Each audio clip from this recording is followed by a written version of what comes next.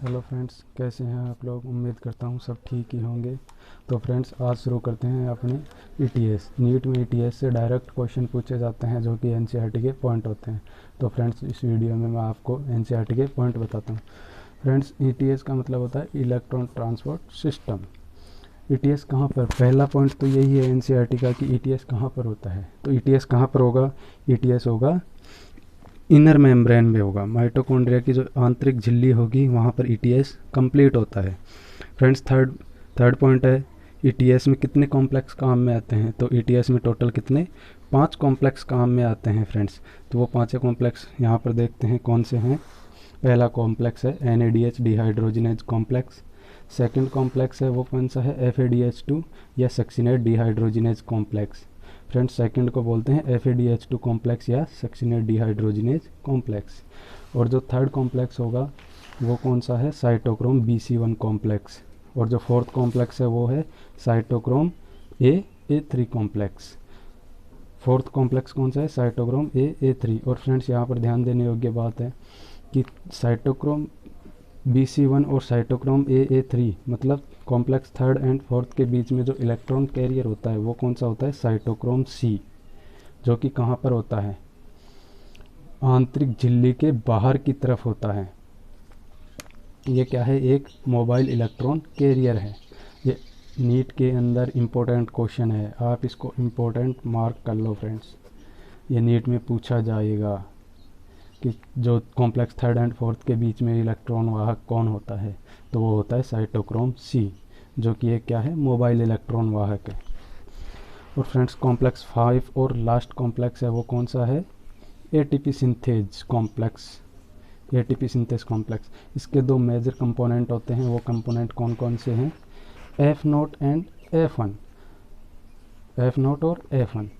तो जो इसमें ईटीएस के अंदर फ्रेंड्स, ये भी इम्पोर्टेंट मार्क कर लीजिए आप, इम्पोर्टेंट है ये नोट, आपको इम्पोर्टेंट मार्क करना है कि जो ईटीएस के अंदर फाइनल इलेक्ट्रॉन ग्राही है वो कौन होता है, ऑक्सीजन होता है।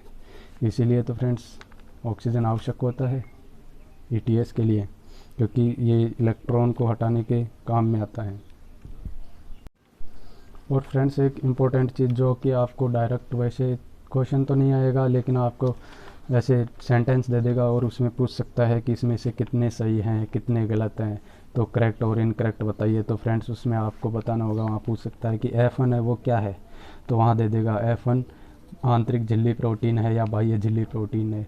तो वहाँ पर आपको देखना होगा कि F1 में क्या दे रखा है। F1 है परिधीय झिल्ली प्रोटीन, क्या है, पेरिफेरल मेम्ब्रेन प्रोटीन है।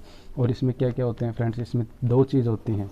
कौन सी, पहली तो होती है इसमें ATP सिंथेसिस के लिए जो साइट होती है वो यहीं पर होती है। ATP सिंथेसिस के लिए साइट उपस्थित होती है। और दूसरी बात यहाँ पर क्या है फ्रेंड्स, दूसरी बात है यहाँ पर ATP सिंथेज एंजाइम उपस्थित होता है।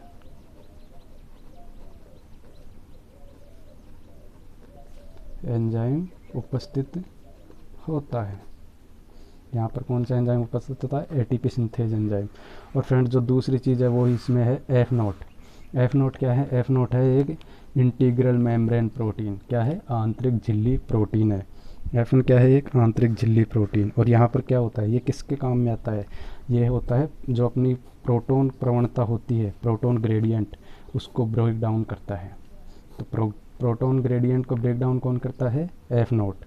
मतलब जो प्रोटॉन होते हैं वो कहाँ से, इनर माइटोकॉन्ड्रियल स्पेस से, किसमें, मैट्रिक्स में, किसके थ्रू आते हैं, ये है इनर मेम्ब्रेन।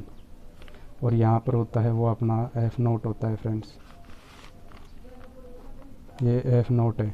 तो यहाँ से जो प्रोटॉन आते हैं, दो प्रोटॉन निकलते हैं, ये भी ध्यान देने योग्य बात है फ्रेंड्स, दो प्रोटॉन निकलते हैं। तो वो दो प्रोटॉन निकलते हैं वो किसके थ्रू निकलते हैं, F0 के थ्रू। तो कौन सा हुआ, प्रोटॉन ग्रेडियंट को ब्रेक डाउन करने के लिए आवश्यक है वो है F0, जो कि क्या है, एक आंतरिक झिल्ली प्रोटीन है।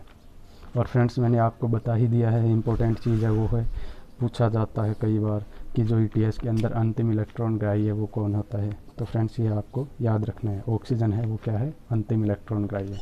तो ठीक है फ्रेंड्स, मिलते हैं नेक्स्ट वीडियो में।